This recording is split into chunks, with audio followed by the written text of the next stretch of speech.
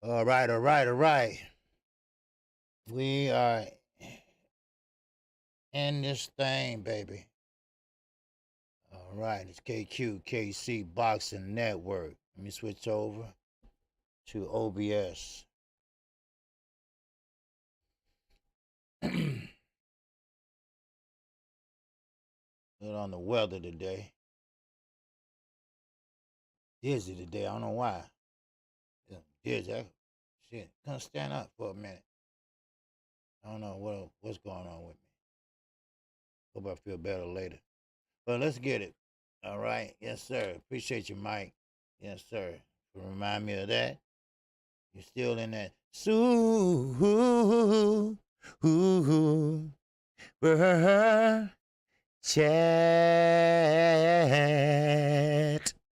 All right.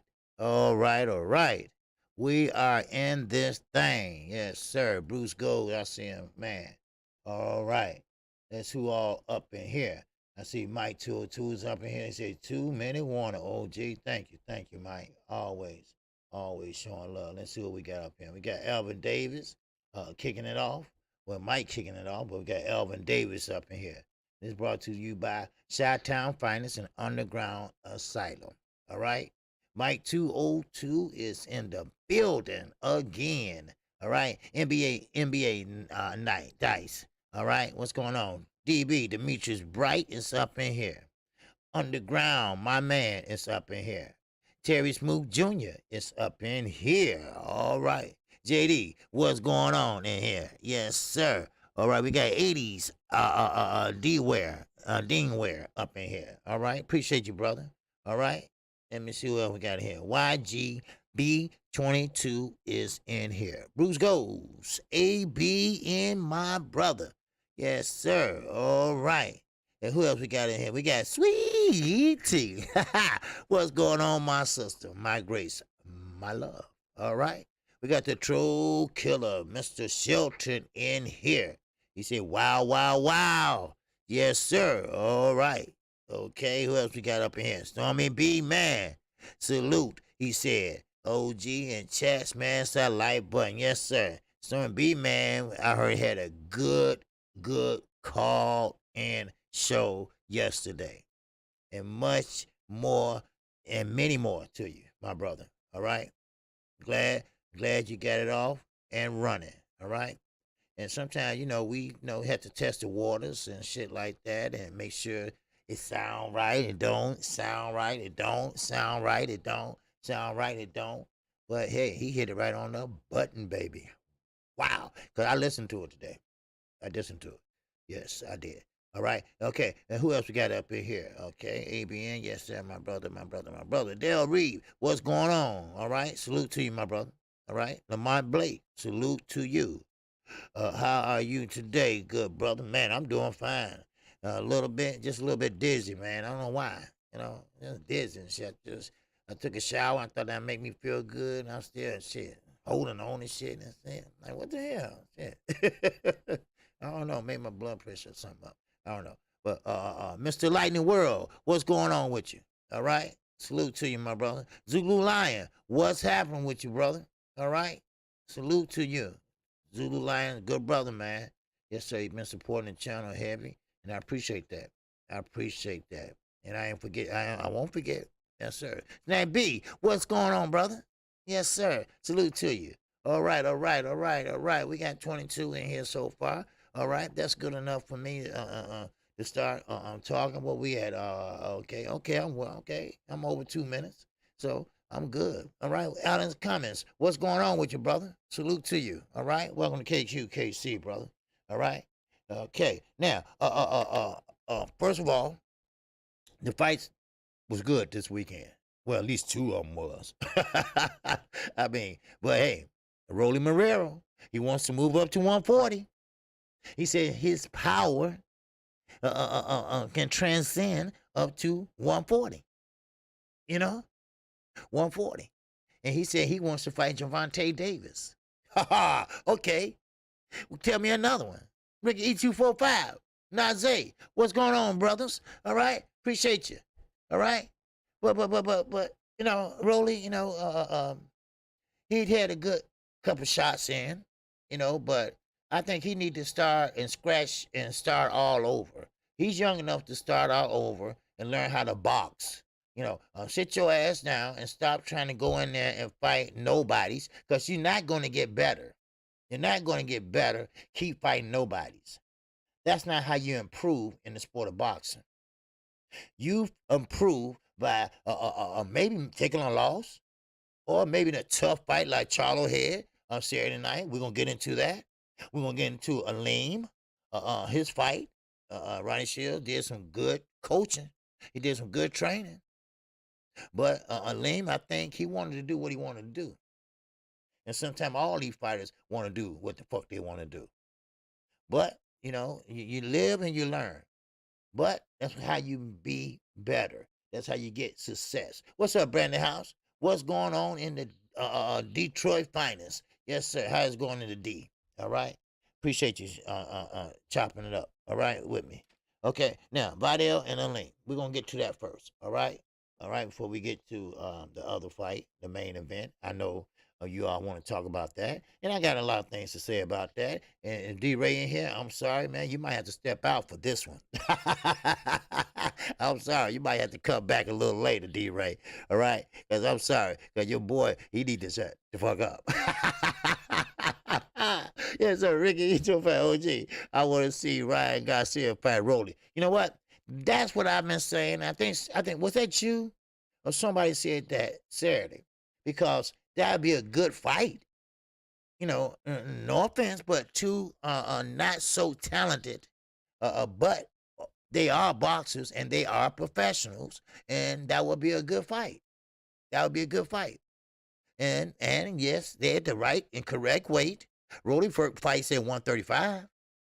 Ryan Garcia, he campaigns at 130, 135. So that would be a good fight. I would love to see that fight. Oh man, I would love to see that. And I think Ryan Garcia would take him too. There you go. I got Ryan too, Najee. Yeah. What's up, Quarter Truth? I see you coming in. Yes, sir. And Katie Peeps, I see you coming in. All right. All right. I see you. All right. But yeah, they talking Omaha again. Yeah. Yep. Yep. They talking to Omaha again. Boy, just saw an opportunity just to say something. Sit back down, bud. Yep.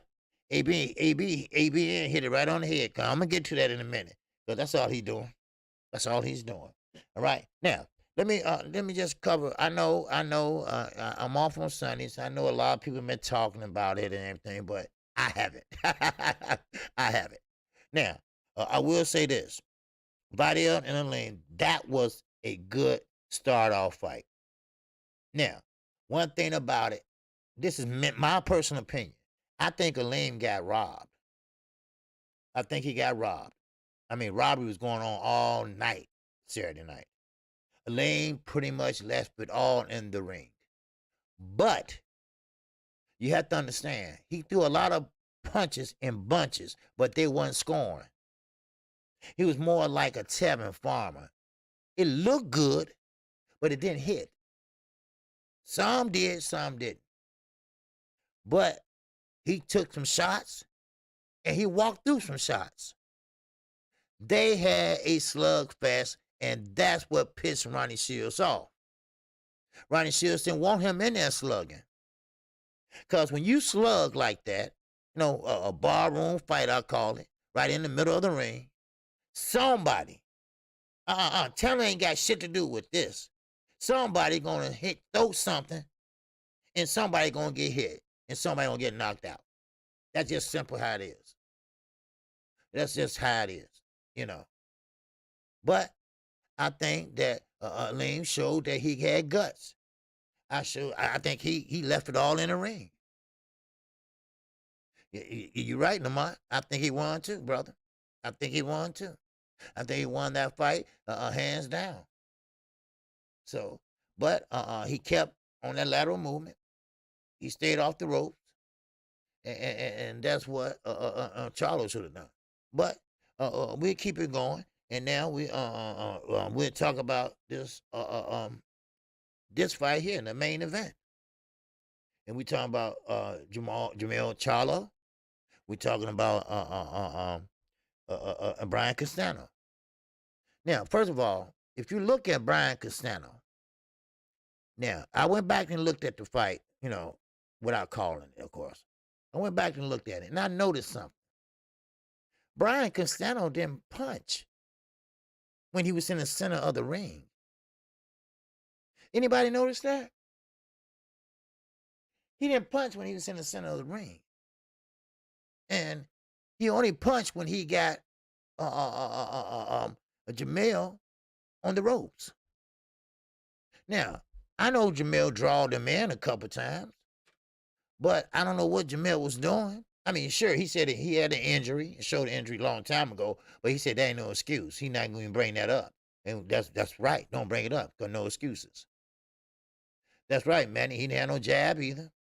He came in with the earmuffs, and then he let his hands go once he got against the ropes.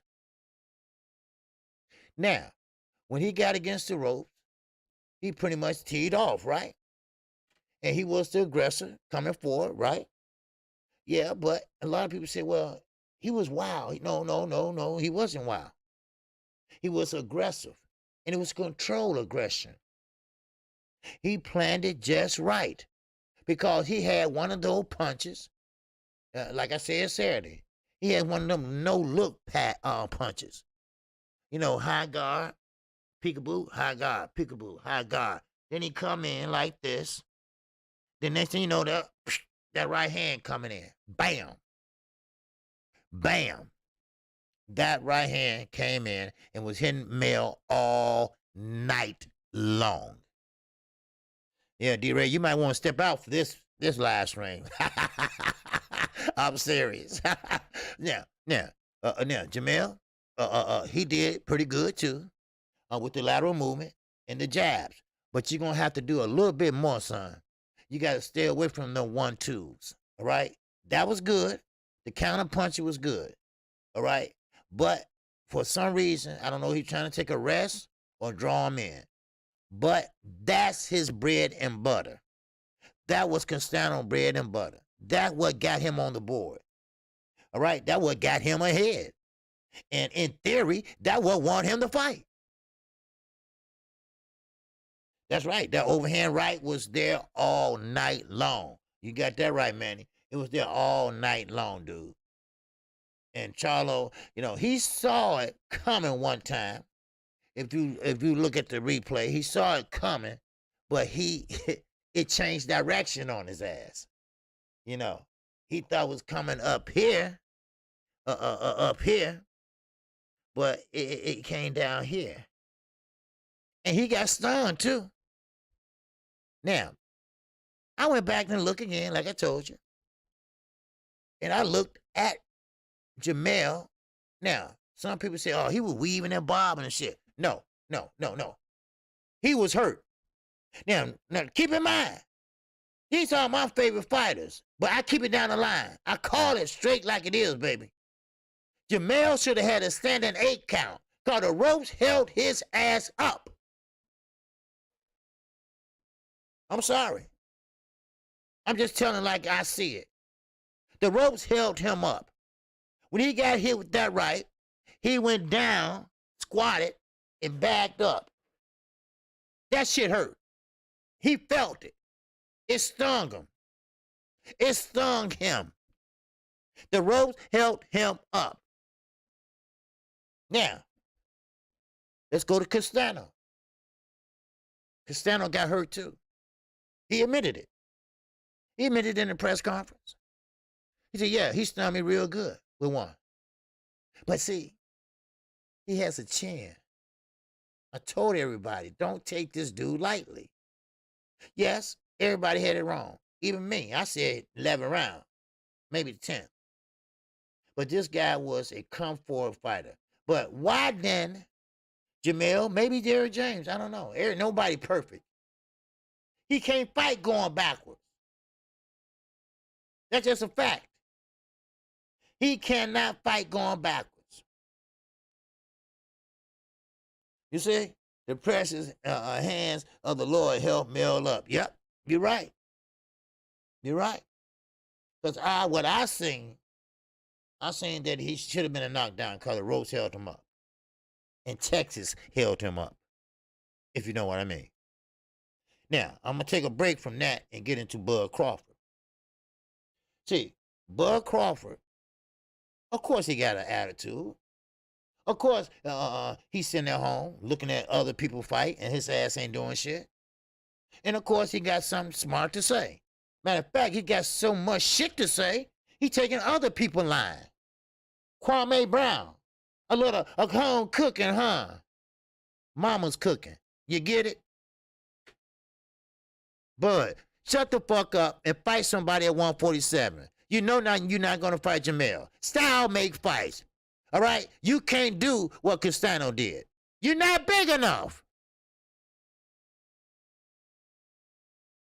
So shut up and mind your own damn business and try to find somebody to fight. That's what you do when you ask your zaddy, since you want to copy out this everybody. So when you ask your zaddy, can I fight somebody, please? And I bet you he re-signed with him. Then his ass is through with me. I'm going to cook his ass every day. I told you, D-Ray, you met him on step out for that one. All right? Facts over feelings, OG. You're right. Yeah, of course. Of course. See, he feel a certain way about Earl. How Earl got the Manny Pacquiao fight. He could have had it, but they told him, fuck you. Boss, his own promoter. Fuck you. You ain't worth that. Man, please. You ain't worth putting you on ESPN. Go sit your ass down. But see, you want to interject your shit. You don't say nothing for, 3 months? But all of a sudden, Earl Spence stablemate and friend, you got something to say. But you want to talk to Bob, though. You see? That's what I'm saying. I can't stand people like that. Your ass want to talk to Bob, but you talk to the media. Well, old media. But you won't talk to Bob. But you got shit to say to Jamel. Wow, ain't that a miracle? He speaks. He speaks. Give me a break. Give me a goddamn break. Yeah. But it's not about Bud. But it is about Bud, because shut your damn mouth. This fight don't have nothing to do with you. This fight don't have nothing to do with Earl. You see what I'm saying? See, you need to get your house in order before you try to run somebody else's house. You see, if your house is a mess, how can you talk about somebody else's house is a mess? Huh? Oh, did I hurt somebody's feelings? Huh? That's what I'm saying. If it ain't like you a hell of a motherfucker right now. Yeah, you unified, but think about who you fought to unify. They weren't no damn killers. Yeah, this was a fight Saturday. This was a hard fight. And you know what? His ass learned too. Don't overestimate no opponent. Sometimes you don't have to understand the shit you said about Deontay Wilder. Oh, yeah, they loved you then. But how they feel about you now? How they feel about you now, Mel? Now, this is my guy here now. Let's get this straight. This is my guy now. This is my homie, Jamel Charlo. But when you said that about Wilder, everybody, all the Wilder haters, oh, yeah, Mel, all right, yeah. But they were talking about your ass like a motherfucker Saturday night, Sunday night, today. You see? You see? Don't go along to get along. You don't want that type of crowd. Be who you are. Huh? And you're not Floyd Mayweather. Sometimes you need a wake-up call. Now, he almost got one on Saturday night. He could have lost it all. Thank God he was in Texas. Now, he was in Vegas, he would have lost. Now, that other goddamn referee that y'all see on that thumbnail, he was at the bathroom when the fight was going on. He ate some hot tamales or some shit. I don't know, because he didn't see the fight. Even Jamel had to say that fight was closer than that. I don't know what that judge was looking at. Now, this is the problem I got. Yeah. No, Bud ain't clout chasing. No, it's not clout chasing. Bud is not clout chasing. Bud is an egotistical asshole. That's what he is. He's a jealous motherfucker.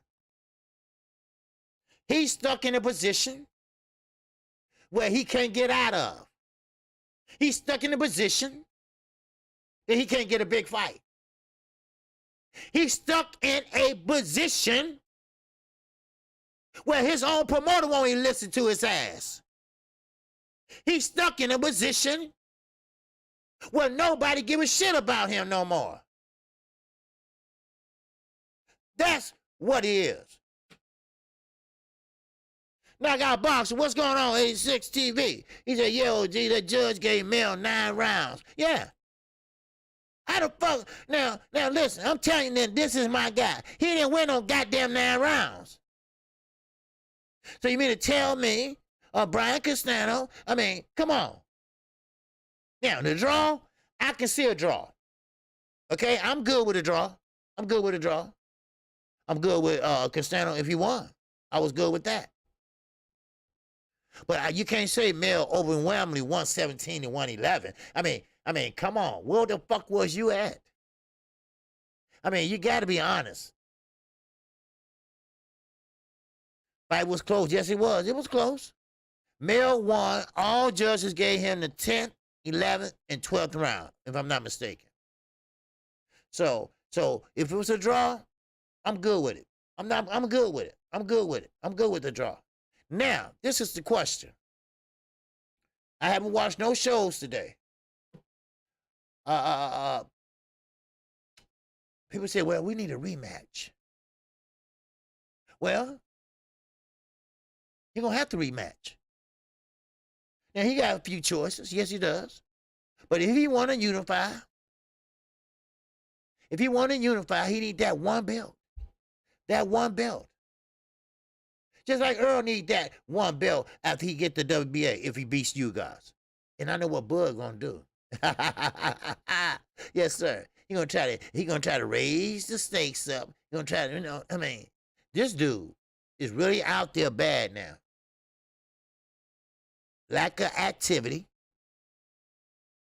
And one thing about this, keep this in mind. The WBO, they are very strict. Now, if you are a WBO champion at 147 and you move up, you become a mandatory in that division you move up to. So, therefore, if Jamel would have won all the belts Saturday and Terrence Crawford moved up, he would be Jamel mandatory. But don't understand. He's not a Brian Castano. He ain't that damn big. He don't fight on the inside. I don't even know he can fight on the inside. Last time he tried that shit, he got clipped by Mint Green Machine. The one that Ortiz was fighting. You see? Wow. Huh? So that means that Bud would be the mandatory. That's the WBO rule. They do that. They're very strict on that shit. They follow rule by rule, baby. They ain't strict on other shit, but they paid and bought for. You see what I'm saying? Demetrius Bright. And that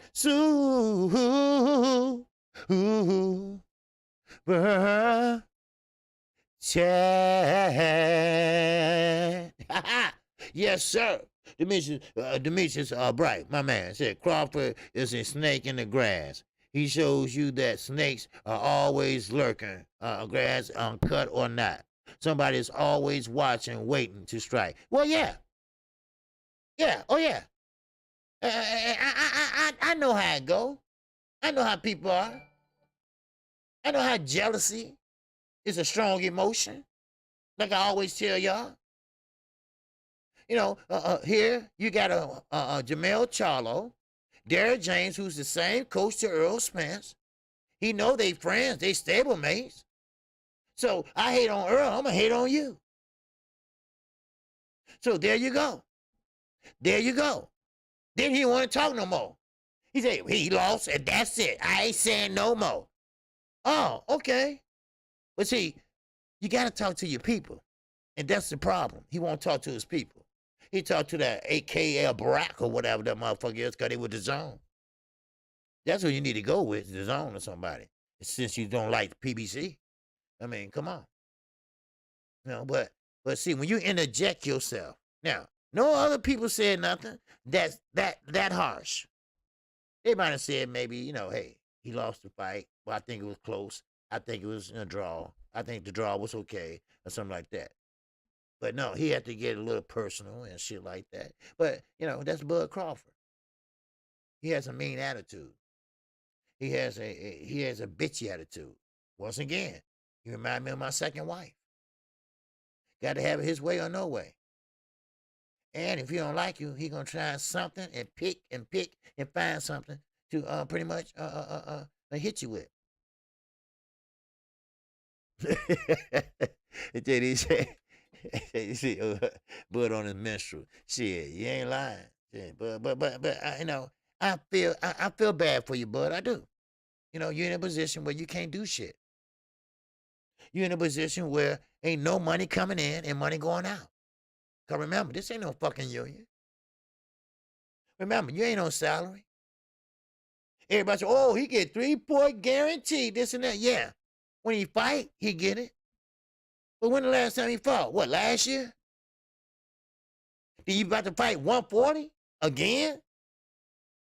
When he unified, he ain't have no goddamn body. In Dongo? Lundy? Get the fuck out of here. Let me get back to this fight. Shit. I ain't wasting my time on nobody ain't doing nothing. Shit. No, I want to talk about somebody that's active. I want to talk about somebody that's really fighting. I want to talk about somebody that really got an opponent. That's what I want to talk about. Shit. Now, Jamel Charlo, he got a wake-up call Saturday. I'm sorry, he did. And now he had to stop taking his opponent too lightly. Now, he thought, I got an Argentina here.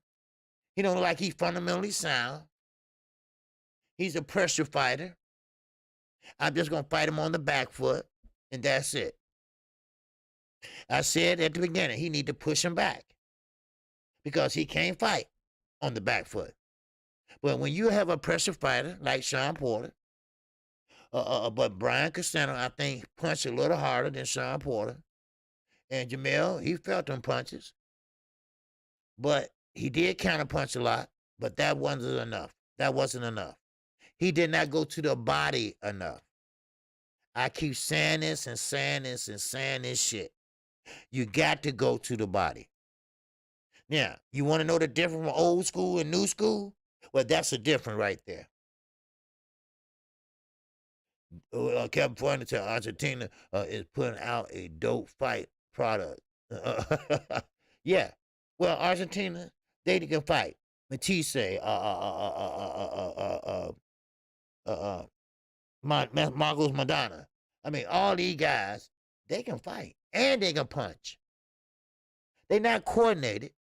They don't have that fundamentally sound type of fight in them, but they can punch. A lot of them have to be set to punch. You move, then they have to set to punch. You move, they have to set to punch. But Brian Castano, he did not punch while he was in the center of that ring. Now, I don't know, Jamel should have caught on to that or Derek James. Now, Derek James was telling Jamal what he need to do. Now, okay, I get it. You know, you want your fighter to do this and that. But when he got out there, he didn't do it. Well, he tried. But Brian Castano, you know, he didn't go along with it. He didn't help him out. Ricky E245. And that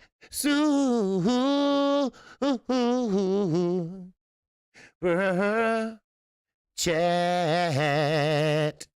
Yes, sir. Ricky E205. Yes, sir. OG, I think fighting once a year is hurting some of these fighters. Well, yeah, it is. But you fight once a year. Devontae Tank Davis said he want to fight twice before January. He wants to fight 2 more times. Okay, good. Now, these promoters, they need to start making and matchmaking these fighters. Make their asses fight. If you want, I mean, you don't have to give them, say, hey, I want to give you $1 million, $2 million.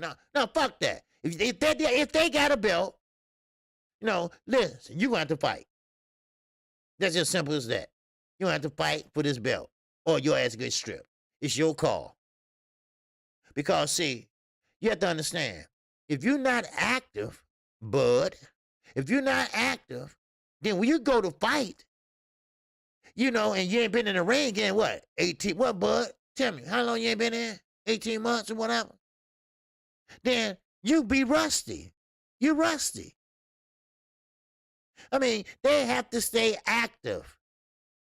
Active fighters are better fighters. So I mean, yeah, good. You stay in the gym. That's good. That's fine, and all that. You know, that's good. You know that. You know, yeah. No good fighters too on California. All of them. You know. So what's up, Delance?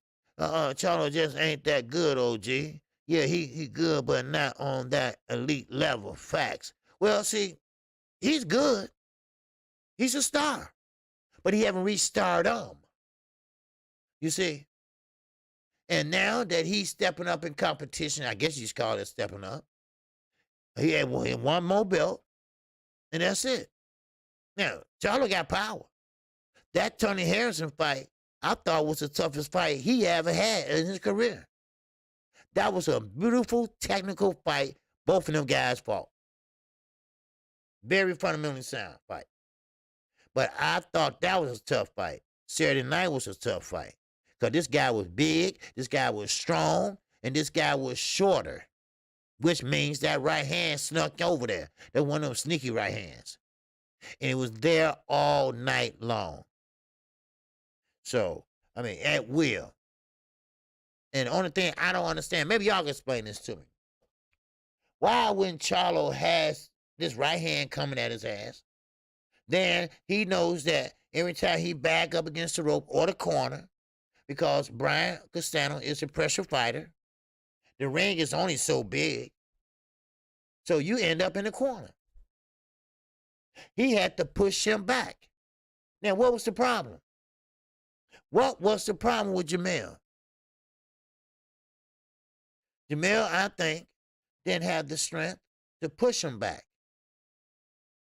Because, listen, when Brian Castano had you against the rope, like I said, that's his bread and butter. So he threw punches in bunches. Everybody underestimated him, Delance. And even I, I'm man enough to admit it. Even I thought he was going to get out of there about 10th or 11th round. I thought Charles was going to, break him down by the body. And he didn't go to the body enough. He did not go to the body enough. Hit the like button, please, everybody. We only got 63 likes in here and 110 people. Come on. Really? I'm giving you facts, all right? I'm giving you facts in this bitch, all right? And we talking about some real shit here, all right? I'm keeping it straight down the middle. No bias here. No goddamn bias here. But, thinking of bias, now, if you're going to talk about Deontay Wilder like that, and everybody cheering you up, right? Everybody cheering you on. Lesson learned, right? Lesson goddamn learned. Because guess what? When you got your ass pretty much handed to you Saturday night, which I think he still fought a good fight. Because that's, mano, champion versus champion. These both were high-class champions at 154. I don't see nobody in 154 that can beat either one of them guys. Not right now. Now, one thing about it, they wasn't there for you, was it, Charlo? No. The Wildo haters started hating on your ass, didn't they? So all that shit you was talking was for nothing. You thought they were going to like you. You thought they were going to ride with you. You thought that, didn't you? No. No, they don't. People like that go against their own brothers and sisters and people that served in this country in the Olympics, they ain't shit. They ain't gonna ride with your ass. Man, Mike 202. And that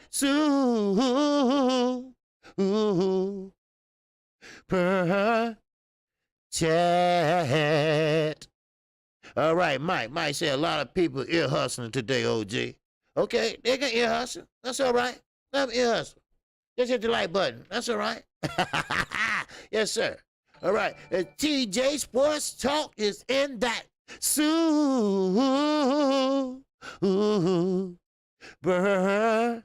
chat. Yes, sir. All right. It ain't through. I got some more on Fury shit, too. All right? All right. OG, Charlo is an elite fighter. That this is what happens when the best fight the best. There you go. I was going to get into that. That's what I said. Charlo and Castano. They are the two best fighters at 154, I think, right now. That's why you had a draw. That's why you had Castano pretty much winning. It's who can outthink who. Who has the better plan than the next person. Kurt Sugar is in the building. Kurt Anderson in the building. Salute to you, Kurt. All right. You best fighters like Castano by keeping them in the middle of the ring. There you go, Kurt. There you go. That's what I've been telling him. You know, I don't know why Jamel persists on going to the ropes. I don't understand that. He's a better fighter in the middle of the ring. He got the reach. He got the athleticism, if I'm saying it right. Child talking about baby thought they had that, right? He has the athleticism. Why did he let this man push him against the rope? The ring is only so big, right? So he fought on the back foot the whole fight. Why? Because Brian Castano cannot fight on the back foot. It's just a fact. If you watch the fight, you'll see. He didn't throw no punches till he got against the rope. Then he started throwing punches and bunches, goddammit. Kevin Faulkner. And that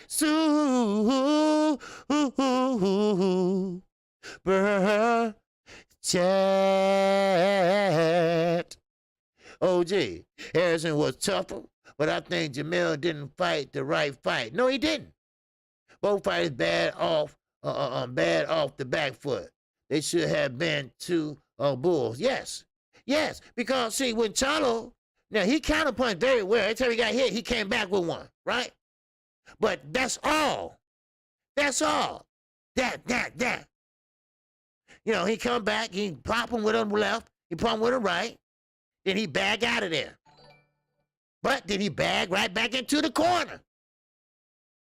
Then he bag into the next corner. Then he go down the ropes. Then he come back on the rope. Now, he drew him in one time, and he caught him with a left, and, you know, pretty much like a check hook, and spent out of there. That was good. But that was it. The bell rings. They back in the center of the ring. When the bell rings, they back in the center of the ring. They right here. The male popping that stick. He's still popping that stick. Now, Castano just, high guard. High guard. Coming forward. High guard. No punches thrown. High guard. No punches thrown. High guard. No punches thrown. High guard. Oh, there you go. He right by where I need him at. Then he bam, bam, bam. Then here come the overhand right. Bam. All day long, baby. All day long. JD in that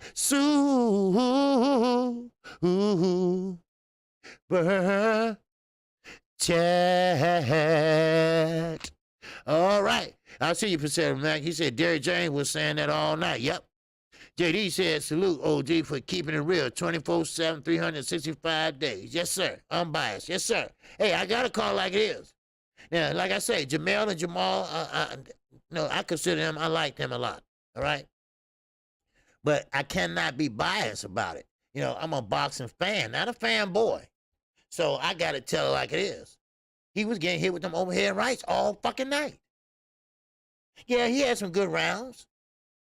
He barely inched a couple mile. Some was closer. Brian, Castano got hurt. He got that equilibrium because when he stumbled.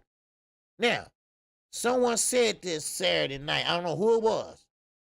Maybe y'all gonna refresh my memory. But Charlo hurt Castano more than he knew. He didn't even know he hurt him. You talking about game face. That motherfucker had a game face. Because he was hurt.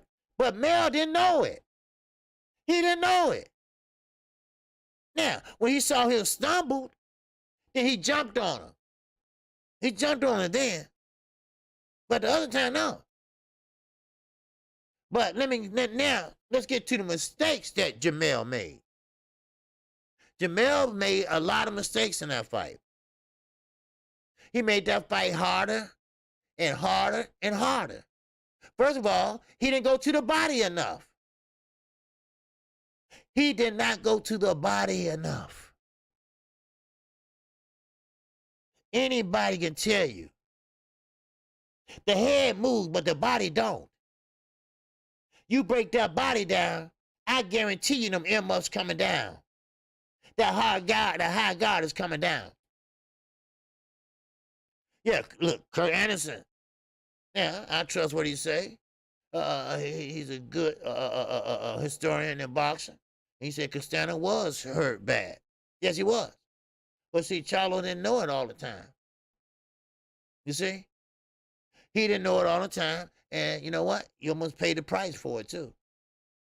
Now, a lot of people that weren't in here before, I said Charlo should have got a standing 8 count. Because when Ryan Castano hurt him with the overhand right, Charlo went down, squatted, went back against the ropes, came back up. The ropes held him up. Then the bell came and he walked back to the corner. That should have been a standing 8 count.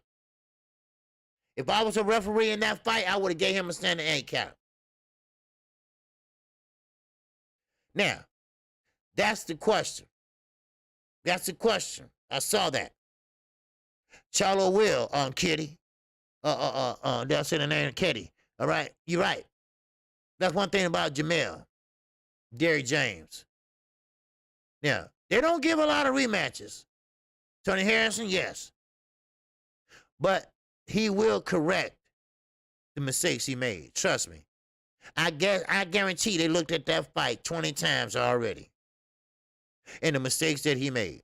And number one was keep his ass off them goddamn ropes. Now, if anybody ever seen my live stream this past week, you would say, when I broke down this fight, I said, listen, Jamel need to keep his ass off the ropes. I said, every time his back touched them ropes, get the fuck off. Get off. Bring it right back into the center of the ring. That's your bread and butter. Castano bread and butter and get your ass on the ropes. And that's what he did. He kept bagging them up. And Charlo obliged him.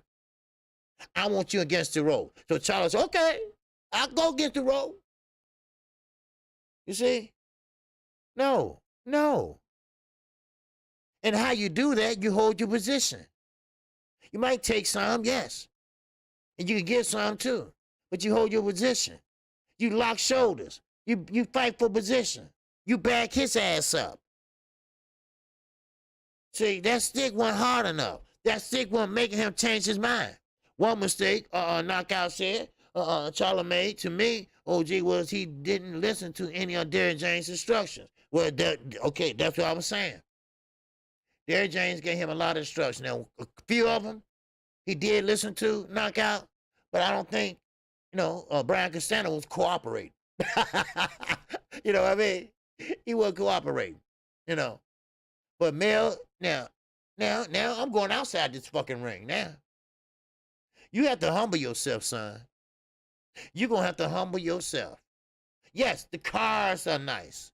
Yes, the houses are nice. Yes, you want to buy up the whole block. Yeah, that's all fine and fucking dandy. But you're not Floyd Mayweather's. All right? You be Jamal Charlo. You be Jamel Charlo. And that's what it is. Y'all gonna need a wake-up call. Don't know how. No, don't win. But you're getting older. The time is ticking. So to be great, to be considered in the Hall of Fame, you're gonna have to correct your mistakes. You're gonna have to humble yourself and say, hey, yeah, look, I made this mistake. I made that mistake. You see? That's right. There you go, A17. This was humble pie. Facts, OJ. You damn right. Because, I mean, in a way, Terrence Crawford might be right. He did get some home cooking. He did get some home cooking. And this is my guy. The Charlos are my guy. Now, I'm okay with the draw. I'm okay with the draw. You know? But if he was in Las Vegas, he would have lost his fight. 503 Lion is in the building. All right? 503 Lion, real dude. Real dude. Real dude. Yes, sir. 503 Lion, real brother. Yes, sir. So salute to the chat and the singing OG. I was at this fight. You was at the fight? It's litty. Mel has some work to do though. Yes, he does. He got a lot of work to do, and I think he underestimated Castano. You know, I think he underestimated him. And yes, Chef Steve, he was in Texas. In Texas, that's one thing about it. They know, hey, they do it big in Texas and they look out for their own. I mean, but still, I'm okay with the draw because it was close rounds. But this is what boxing's about. The best fighting the best. That's what I'm saying. That was a prime example of what we need to see. We need to see the best fight the best, not the scary motherfucker that's gonna fight some other Uber driver, some motherfucker. You know, I want to see the best fight the best. That's what we paid for. That's what we want to see.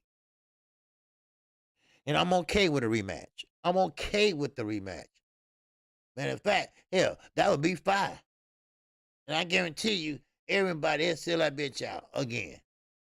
You know, so I mean, it is what it is, and I know Castano team gonna say, look, we don't want it in Texas. Yeah, they believe they got robbed, and yeah, quite natural they do. Yeah, he beat Earl Spence in the amateurs, but I don't like talking about the amateurs because see, everybody, you know, when they get in the amateurs, you turn pro, your style changes, and a lot of things changes. You mature, and you mature with your IQ and everything else, and the amateurs are the amateurs. You know, Terrence Crawford got beat by a lot of people in the amateurs. And a lot of people that didn't make it in the pros. You know, so but but yeah, Castano did better than Harrison, yes. Well, see, style makes fights, Aaron. Castano is not Harrison. They don't fight alike. They don't fight alike. Harrison is a fundamental IQ boxer. Castano is a comfort pressure fighter. So therefore, these are two different styles. Two different styles. And right now, you had a IQ fundamental fighter against a brawler Saturday night. And the brawler pretty much brought it to the boxer. The pressure fighter brought it to the boxer. The jab wasn't enough to keep him off of him. So what Mel do? He didn't hold his position. He went on the back foot and kept sticking the jab. So therefore, correct, style make fights. So you can't compare Tony Harrison to Castano. Because Castano has a different style. Now, a good trainer, whatever, saying, look, you're gonna have to back him up. Don't know how he's gonna do that if he's physically strong. But you know, when Mel hurt him, you see what he did? You know, he went back and back, but he didn't throw no punches, because he was off balance, his equilibrium was off, and because he just can't fight on the back foot, you know. Then he got up on his bike because he was trying to get his head together. Smart, trying to get his head together, so he's trying to stay away, and so he won't get hit. Mill couldn't finish the job. Then the bell rung. Then when he came back, okay, there you go. He back there again. Yep. That's what he's gonna have to do, Chef Steve. Mill need to keep that fight in the center of the ring, and in the center of the ring. If he want to get in the booth, go ahead and get in that booth.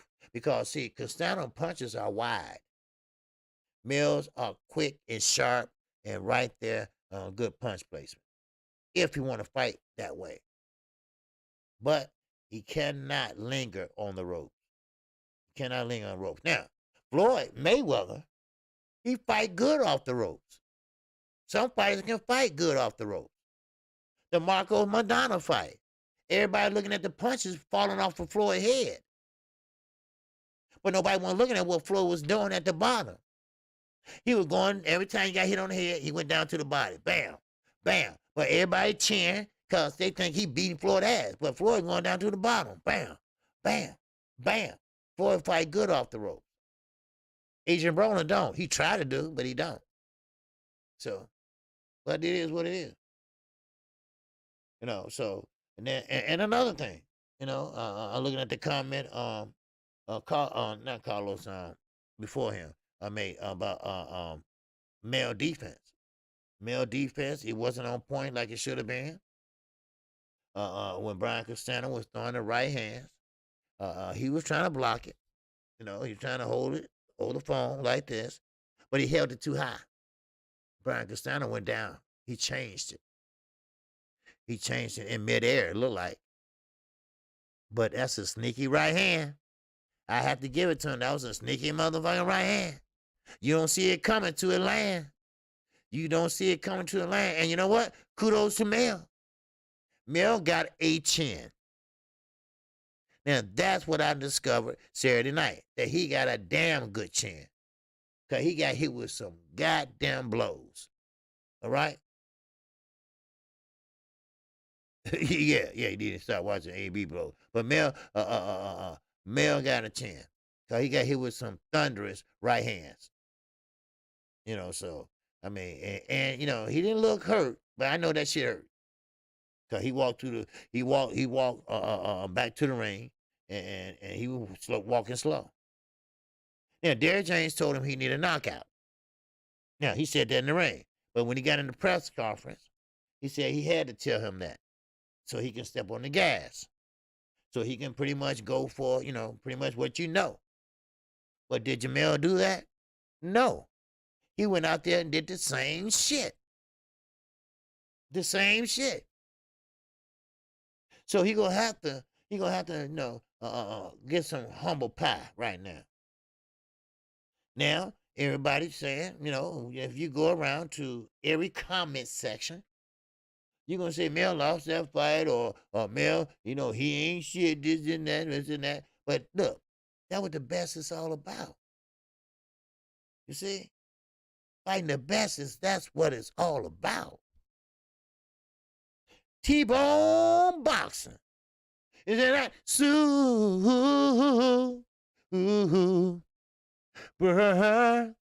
Chat. T-bone boxing says, salute KQKC. I'm glad you keep it real. Most people don't. Oh yeah, I'm gonna keep it real. I gotta keep it real, T-bone. Yes, sir. I got it, call it straight down the middle. No bias. Right? That is yours. And that chat.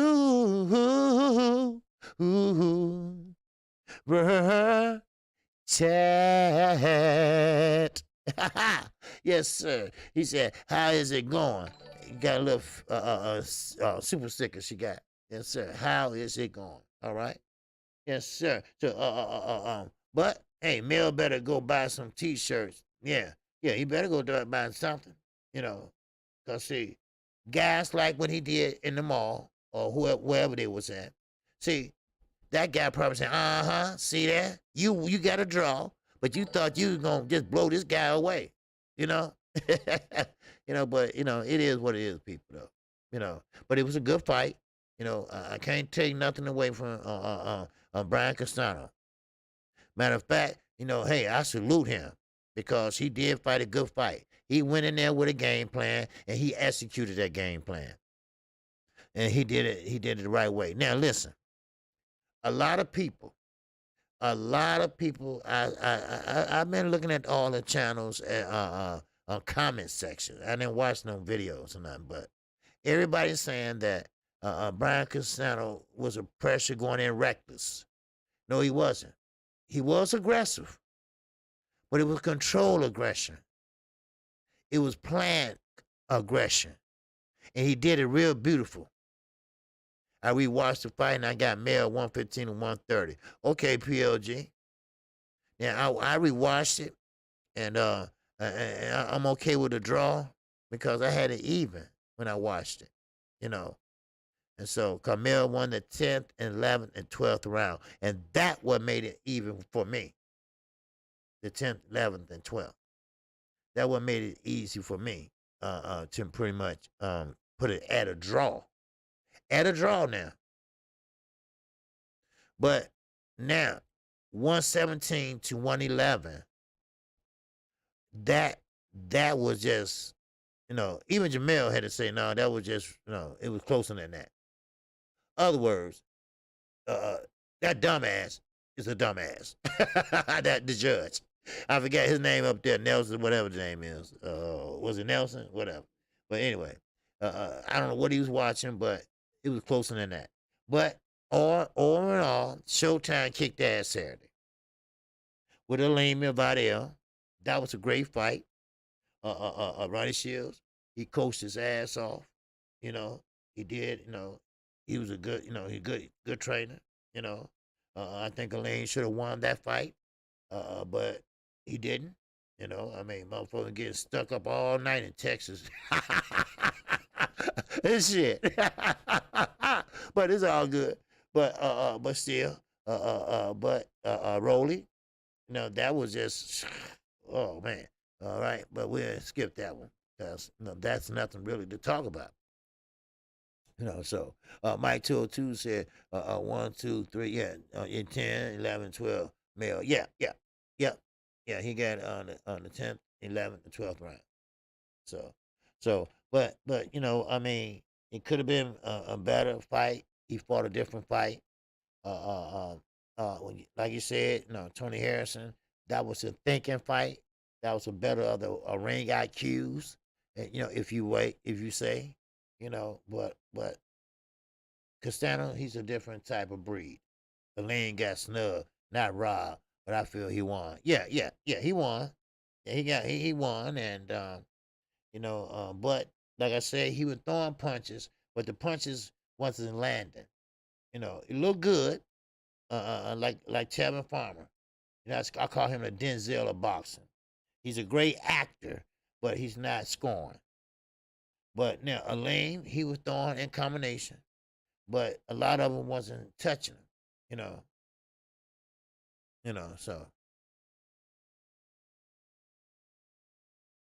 So Roderick Frolic, okay, he said, how do you reply to each other? How do you reply to each other? Well, what do you mean? Just like you did. I don't know. 24/7 key mentality. Express it a little better than that, brother. All right. 24/7 key mentality. And that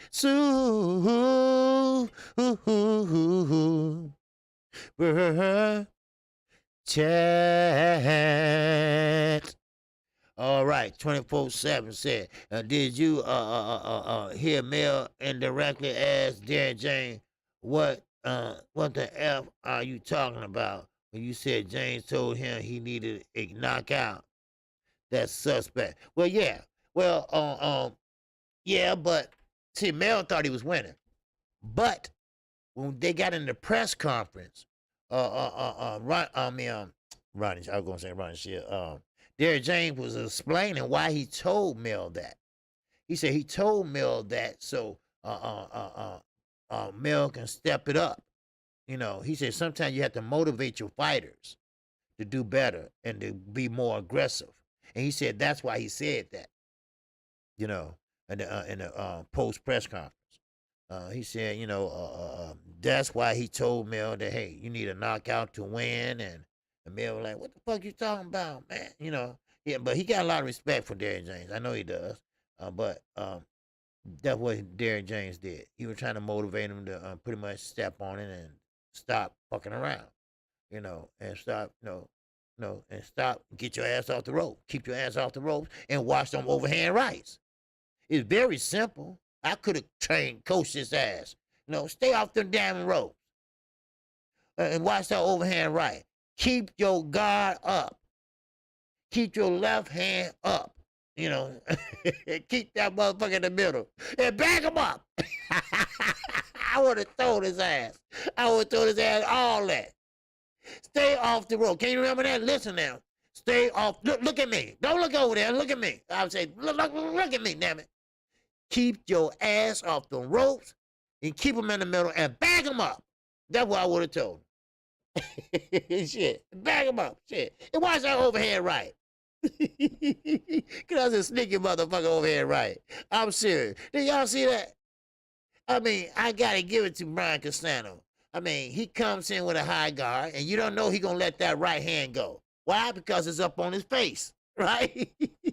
He coming in with a high guard. Peekaboo, ha, peekaboo, ha, peekaboo. Okay, he getting close. Peekaboo, he getting back close. Then he getting close enough to the ropes where he could come in and throw the overhand right. And you don't even see it coming. Sometimes that bitch change directions. Wow. But that's how it is. I could have coached him. That's right, Mike. I would have been in his corner. Listen up, goddammit. Look, don't look at your wife. Look at me. Like Roddy Shield got mad in the lane, put in there slugging. Roddy Shield say, stand up. Stand up. He poured water down his trunks. He said, damn, sit down. Sit down. Roddy was mad. What the fuck you in there slanging for, man? You gonna get your ass knocked out. But it was a good fight. The first fight was good. They kicked it off real good. Then they threw Rolly in there, and made us go to sleep for a little bit. Then they woke our ass back up. Right? But that was a damn good fight. Yeah. Shit. Jeffrey on the season. And that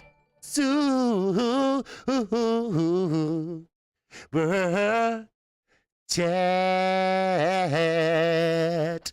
All right. Yes, sir. He said both Charlo throw hook too wide and get countered. Yeah. Now he was trying to throw the left hook, Jamel. Good point. The left hook, he was trying to throw it with authority, with mean intentions, and he missed. He missed bad too. He was like, he was trying to catch him and get him back because he got hit with a right hand. Then he tried to hit him as he come out of there. Now he was successful a couple times because Brian Castano was down low like this, coming in. Because Mel is in the corner again. So he's coming. Okay, you right where I want you, baby. You right where I want you. So now Mel don't fight good off the ropes. Now he moves very well when he has lateral movement. When he do his lateral movement and popping the jab at the same time. But this guy was wearing a high guard, so that jab didn't hurt. That jab didn't help. Now, like I said earlier, he didn't work on the body enough. Now, if he would have worked on that body from round 1 to maybe round 7 or 6, well, with Brian Castano, probably 7. Yeah, probably 8. I think he could have slowed him down. I think he would have won a little bit bigger margin because he would have broke the body down a little bit and the hands would have started coming down. Then you got a clear shot at the head. Or fatigue might set in. It could have went any way. But the body is always the way to go when you're starting off a fight. That's why you always see a lot of fighters, they start off, Rolly even try to do that shit. try to start off and go down to the stern, go down to the stomach. They try to do that. Trying to throw the jab. Everything come behind the jab, right? And that's what Charlo was doing. Charlo went back to the Ronnie Shields days. That's what he did Saturday. When I call him fight, I always say Charlo style, right? That means the old 1-2. The old 1-2. They was good for that. All right? They was good for that old 1-2. That's what they do. So now, Jamel, when he got with Derrick James, he got rid of that. He kept sticking the jab out, and then he'd do something else. Mel was having trouble with his height. He kept trying to make himself smaller to get lower, but he should have been muscling him on the inside and then creating the space for the hook. There you go. Very well thought out, Mr. Kevin Faulkner. Because Castano was like, what, 5'7", 5'8", something like that. And Mel was taller. But for some reason, the overhand right was getting there on top of Mel's head, on the side of his head, pretty much. And then Mel should have jocked for position. He should have pushed off, shoulder off, or something like that, stand there. I've seen a lot of fighters stand there and fight for position and back him up. So, I mean, Esteban Lara, when Castano fought him, it was a draw too. That's his second draw. And Esteban Lara is a boxer, just like Jamel. You see what I'm saying? That's why I say style makes fights. And every time Brian Castano goes against a boxer, it becomes a draw. Baby's boy standing strong. Say, OG, I say this. There's things Mel can bring to the table in a rematch that he didn't do. That's right. That's what we say, yep. But I honestly think Castano laid everything he had out on the table. Yep. I don't think Brian Castano can do any more. Now, that's the thing about it. He's an aggressive fighter. He's a pressure fighter. And that's what he does. He wear the earmuffs, and he come in and throw that overhand right. That's it. That's it. That overhand right and the ropes are his bread and butter. That's what it is. Now, if Jamel keeps the fight in the ring, use his feet and get off the ropes, he can beat Castano in a rematch if you want to unify the titles. I mean, sure, of course, you got offers from Australia, this and that, yes and that, this and that. But if you want to unify 154, do you want to go on the history books, yes or no? If you do, you better start making a rematch clause now. You better start making a rematch right now and run this shit back. Because now, Brian Castano, he can't learn that much in one training camp or two. So he gonna go back to what he know. Now, Mel, he can move and stay in the middle. Now, he needs to stay off the ropes. Now, I just can't understand. Somebody, please, explain to me, why was he on the ropes so damn much? Please, somebody tell me. Because, see, I'm thinking that he doing it on purpose or something, because it was like repetitiously. The rope wasn't his friend Saturday night. The rope was not his friend. Only time he was his friend when he held his ass up. Because he should have got a 7-8 count. Shit, you want to be honest. Jamel need to train with Blue Ray. Well, yeah. Matter of fact, I think he did train with Blue Ray a couple of times, him and Earl together. But it wasn't like one-on-one. But that ain't going to help. He got to have a game plan. He's already athletic, He need a game plan. He need to get his ass off the ropes. But then again, he needs the strength to pretty much push him back. Push him back. Push him back. Keep him on the back foot. And then if you try to do that, then it's going to be a slugfest. So Brian ain't going back. Castano's not going back. So it is what it is. But like I say, somebody explain to me, why did he want to make the ropes his home? They wasn't his friends Saturday night. Every time he go on the ropes, he's getting hit with an overhand right, or he get a body shot. Yeah, he might block the rest of them, but every time he get against the ropes, he can get hit with something. If it's an overhand right or a body shot, it's something he getting hit with. So I don't know. I don't know what's the deal with that. I don't know, was he trying to set a trap? Once he did, and he did fall for it. But yeah, I'm gonna go get a Lions only tattoo soon. Okay. I mean, it's nothing wrong with that, Carlos. Nothing wrong with that. Jamel just was fighting better competition last night. Now, don't think Castano is a bomb. You know, he's not no Montiel. Well, Montiel wasn't no bomb either. Brian Castano had a belt. He's a WBO champion at 154. Now that ain't easy to do. Cause the higher you go in weight, the harder they punch. That's why they saying that Anthony Joshua is going to have problems with Usyk. Cause Usyk know how to move. Anthony Joshua is slow. Why? Cause the muscles got him slow. He think that's cute, that look good, and maybe to some women it probably does. But when you get in that ring, them shit get as ring as the rounds go. The muscles gonna start getting heavy. Now, if Usyk smart and fast and get in and get out, he can work the body. Go in there and throw a 2-piece to the body, you know, and get out before you get counted. You know, so it is what it is. So now Tyson Fury.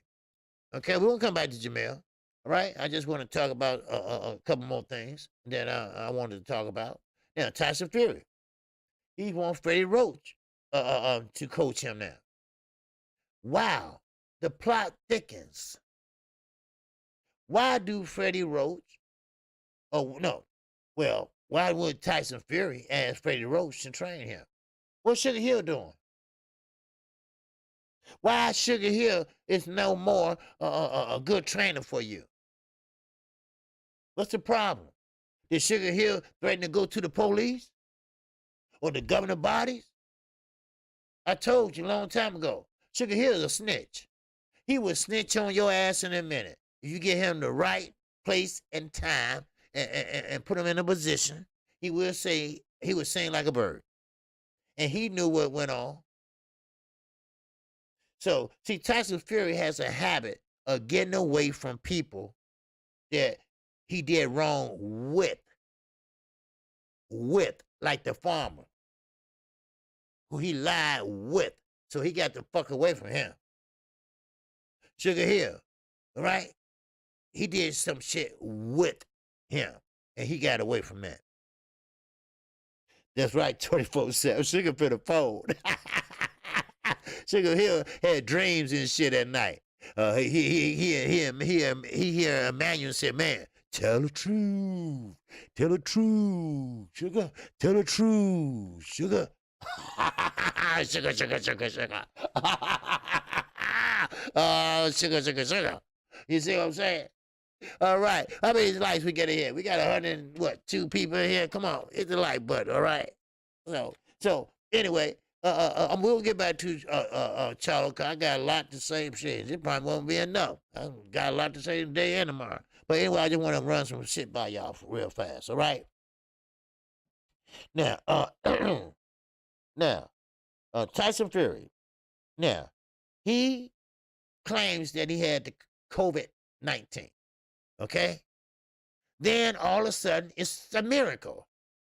He doesn't have COVID-19. All right? Now, it's a doctor. Now, they are dubbing this not old media. Old media is covering this up. Old media is covering this shit up. All right? That's what it is.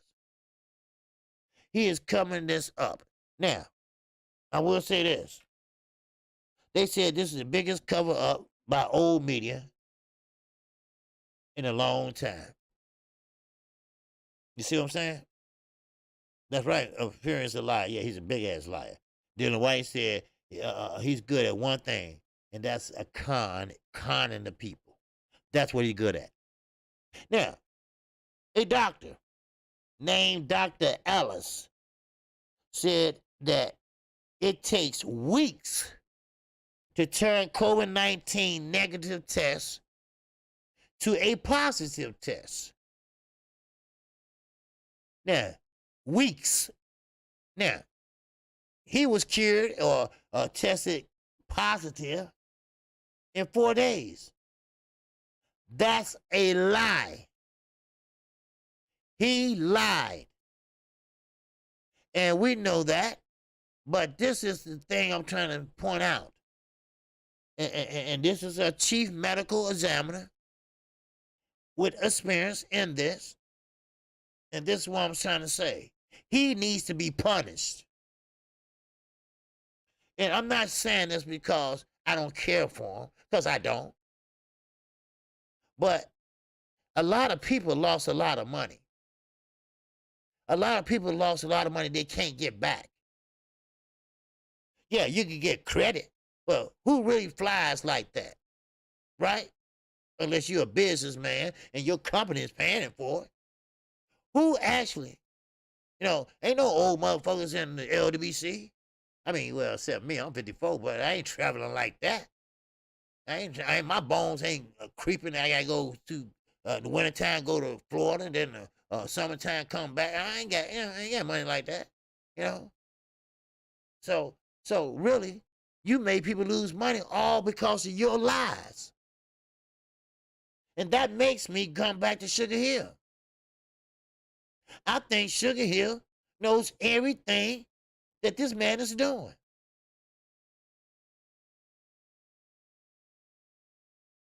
You see?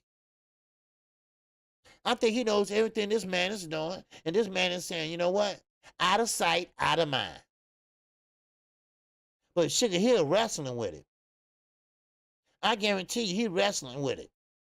You might not hear it right now, but I guess he gonna have a tell-all, tell-all interview or a tell-all book, some shit like that. I doubt of a book. You ain't that damn popular, but I'm just saying. So it's some funny shit in the game. I can't nail it yet, but I'm gonna nail it. I swear I'm gonna nail it. Now, sources say in my champ side voice, Joffin said he wasn't in no damn hospital for COVID. The shit about to really hit the fan. Yes, it is. Because more pressure now is coming on the WBC. The WBC is about to feel the wrath of new media. Because I'm finna press this. I'm finna press this to the best of my ability. Because, see, they not stupid. They know he was lying. Or they got an inkling or idea. Now, if they want to see the photos, go look at them.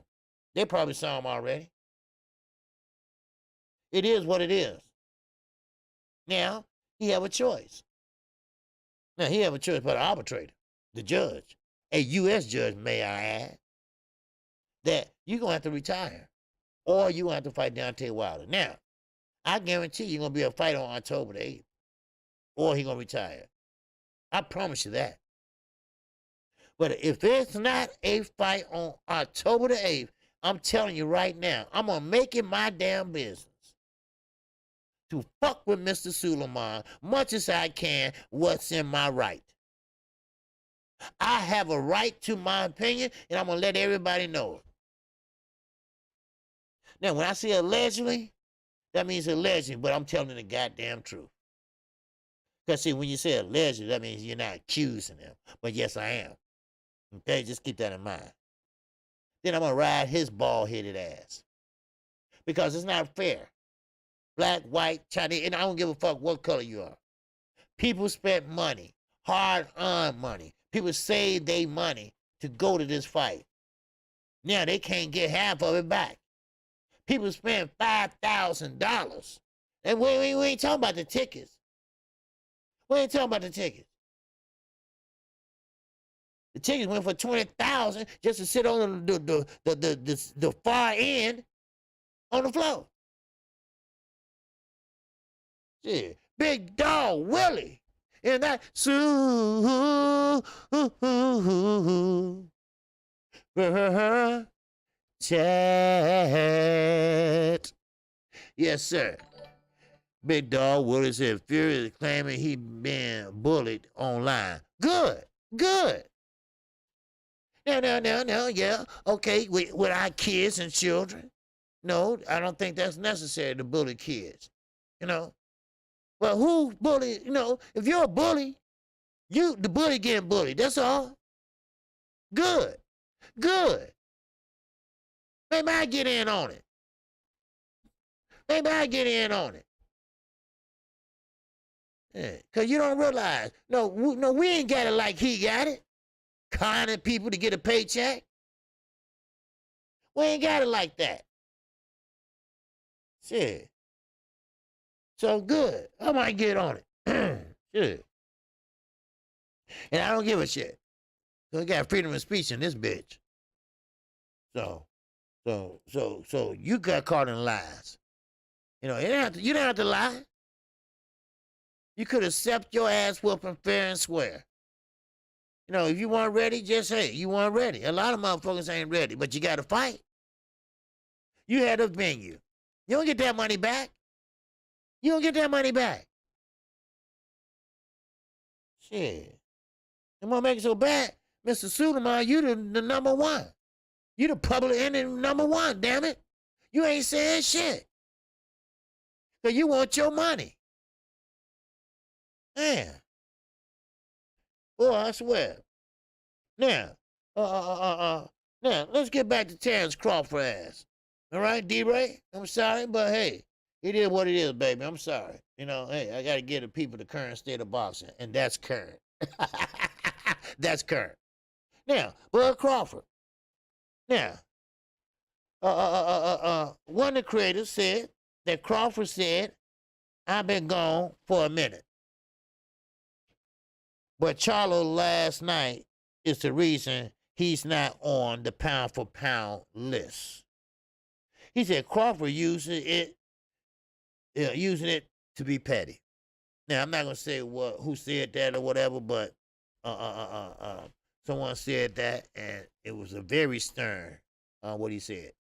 Now, Terrence Crawford, when he said that you'll never be pound for pound, that you got a little bit of home cooking, you know, shit like that, he using it to be a petty person. And he believes that. He believes that he's being petty because of Earl Spence and Manny Pacquiao and Charlo and Earl Spence and Derrick James. All that rolls into one. Now, you can't get mad at Charlo fighting a tough fight, because Charlo did fight a tough fighter, another champion, in a unification fight. But see, Charlo is fighting. Bud is not. Now, Bud is a great fighter. Yes, he is. But we'll never know, and we probably won't never know again. Because if he's serious about going on 154, he would be back down in no time. Or he would be a waste of talent. Because I can't see nobody right now that he can beat at 154. Now, if you want to fight Erison Lubin, that would be a good fight. But Erison Lubin still is 154 and still got much power than Terrence Crawford.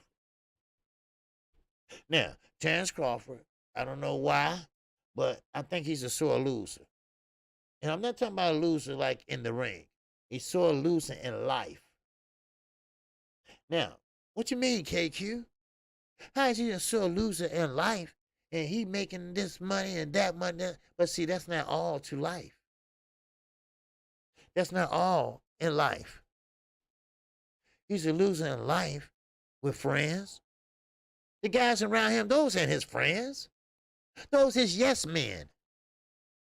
If they was his friends, they'd tell him the truth. You need to lead top rank. You're not really pound for pound. Because if you're pound for pound, you would have beat somebody worth. Go down the whole list of who he fought. Tell me which one was a killer. But he said, oh, I'm the man that beat the man. Now, he was referring to Jeff Horn. But you didn't. Floyd is the man. Because, see, Floyd beat the man, they beat the man, they beat the man. You see? Because Floyd beat Manny Pacquiao. So you didn't beat the man, they beat the man. So there you go. He's trying to say he beat Jeff Horn because Jeff Horn beat Manny Pacquiao. And that man that you wanted for 4 years, that you had in the palm of your hand, son. And guess what happened? Your zaddy snatched it away. And what make it so bad, your zaddy said, yeah, I did it, and I do it again. Because you're not worth it, son. You're not worth the gun on my shoe. You're not worth it. I could have had a house in Beverly Hills if it weren't for your ass. Now, would Derrick James say that to Jamel or Earl? No. It's called respect. It's called respect. Would Earl say that about another boxer or whatever? No, he wouldn't. He's a chill out dude. Would Manny say that? No. He's a chill out dude. It's called respect. And Bud Crawford doesn't have it. Bud Crawford has a jealous type of attitude. He has bitchness in him. That's what he has. And going after Jamel Charlo is not helping your reputation. It's not helping you at all as a boxer.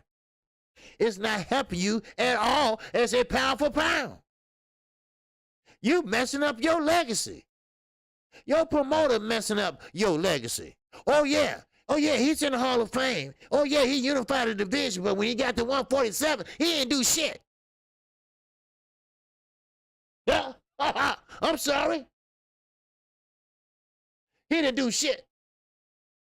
Then he had the nerve to talk about another fighter that's fighting for a unification. Huh? At least that fighter's fighting. That fighter had 3 fights and you ain't had none. Huh? I'm sorry. It is what it is. Now, I don't know where he got it from. Maybe it's something in his childhood when his mama had paid them guys to beat his ass when he was a little boy. I don't know. Hell, she put it out there. I didn't. Or maybe because your mama couldn't say, I love you, bud. She put it out there. I didn't. See, sometimes in life, you got to shut the fuck up and stay in your lane. Sometimes in life, you got to know when to say something, when not to. Like your mama or grandmama ever told you. If you can't say nothing good, don't say nothing at all. And who do you to want to talk? At least they fighting. Hell, even JoJo Diaz fighting. Shit. Man. Yeah. And doggone post. Oh, those killers. Whoa, wow, I'm scared. Ooh. Yeah. My grandmama could have unified against them. Yeah. My grandma would have beat motherfucker and doggone ass. Off balance ass. Man, please. Man. No, EJ never disrespected Bud. He just told him, listen, I'm doing all the heavy lifting, which he is. I'm doing all the heavy lifting, which he is. Oh. Yeah, man, it is what it is, baby. I'm sorry. You know, I'm not trying to get on him. But, you got to shut the fuck up, bud. Appreciate the sport of boxing. Don't get mad. Be a man, stand up and talk. Open your mouth. Stop listening to that fat ass McIntyre, Big Mac. Stop listening to fat ass. Because Fat Albert gonna get you in trouble. The whole gang in the junkyard gonna get you in trouble. That's Bernie too. Because they don't have your best interest at heart. You know why? Because they are yes men. They saying what you want to hear. Shit. Talk about Al Heyman and Bob Aaron. They scamming against Bud. No, you think Al Heyman want to talk to Bob Aaron? Are you kidding me? The man that wanted to sue him? Man, please. Shit. But anyway, let me move on. Now, Jojo Diaz. Jojo Diaz decided that he'd rather fight Devin Haney than Gervonta Davis. Now, Mike Tools, who's Fat Albert of the game, playing in the junkyard. Yeah, damn right. Shit. Bernie and all the rest of them that's around Bud. Fat Albert, which is Bo Mac. You know, it's Fat Albert. Have a good time. Hey. That's right. And he's sitting there looking stupid. Hey, Bob. Oh. Hey, Bob. Shit. Get your teeth fixed, too. That gap on. Shit. Shit. You got enough money getting goddamn veneers or whatever they be getting. Shit. Everybody got false teeth. Why you ain't got none? Shit. But anyway, Jojo Diaz. He turned down a fight with Gervonta Davis. Now, I don't know if they offered to him officially, but he said he'd rather fight Devin Haney. Now, don't get me wrong, that's good news. Because I believe that Gervonta Davis will beat Jojo Diaz. There's no doubt about that. But one thing I will say this, though. Devin Haney, he needs that fight. That's a good fight. That's a good fight. And that's pretty much the best fighting the best, or close to it. In which Diaz should fight Haney first. He's Haney mandatory, right? Yep. Yes, sir. And plus, not only that, he has a chance to get a belt. Now, the money part, no. He's not going to make as much money as with Gervonta Davis. Of course not. But then again, you know, it's less reward, less risk, but a high reward. That's all. But you fighting Devin Haney, that's a good thing. You know, Devin Haney, you know, he's not as popular as they're trying to make Gervonta Davis be. But still, he's a good fighter. And, he, you know, like he said, he's going to keep fighting. And no matter who it is, he's going to keep fighting and try to keep winning. Now he got Jojo Diaz, which is a good fighter, but who had pretty much a cut on his left eye and still went in there and did what he had to do. So, I mean, he had a good fight with Harry Vituna, but he came out victorious. So now he'd rather fight Devin Haney, which is a good plan. You know, so now the winner of that fight, where they go from there, I don't know. But I will say this. Gervonta Davis, he going to have to take care of what he got to take care of, because he got to get to 140. All right? Because he need to take care of business at 140, because you can't keep fluctuating up and down these weight classes. Even though they only 4 or 5 pounds, 5 pounds, you still got to, you know, settle in at one weight class or another and start campaigning at that weight class. Now, of course, Rolly, he said he wants to fight Gervonta Davis. He believes he got power at 140. But, no, of course, no one is taking him seriously because he's too damn scary and too much off bounds. I don't know what kind of style he has. But anyway, Baby Boy said strong, so I believe Diaz would make at least $1.5 million fighting Devin Haney. Yes, he will. That's the money fight right there. You know, that's a money fight. With Devin Haney, you know, well, more money, but he probably would have made more with Gervonta. But still, that's a good payday. That's the highest payday he had. And remember, you know, he only got $300,000 when he fought Fortuna. You know, so now, facts. As Roy Jones Jr., he never looked the same after heavyweight. Yeah. So now, Jojo Diaz and Devin Haney will be. Now they have announced it or made it official, but you know he says he's fighting Devin Haney. Devin Haney said, "Okay, no problem, let's do it." You know, So so that's a good thing. Some people say, well, I want to see him fight Tank. No, why you want to see that? Because we know Tank can beat Diaz right now. Well, so I'd rather see him fight Devin Haney. You know? So yeah, that's a good fight there. So but now, Max Kellerman. Now, Max Kellerman, which is pretty much don't know shit, you know, he don't even talk about boxing no more. He's pretty much talking about basketball. You know, Roland needs to go back to the opposite with his psycho, G. Yeah, with his style, yeah. His style is very, very, I don't even know if you want to call it a style. His legs are too far apart. And when he's trying to go down to the stomach. And he's sliding. I don't know why he slides like that. Well, he got his legs too far open. He about to do a split. Then he gonna get caught off balance because your legs too far apart, and somebody hit you trying to go in and catch you. Then okay, that's a knockdown. So, but you think Fortuna beat JoJo? Okay, all right, cool. Now Max Kellerman. Now listen to this. Now, Max Kellerman, Max is an ESPN company man. There you go, Kevin.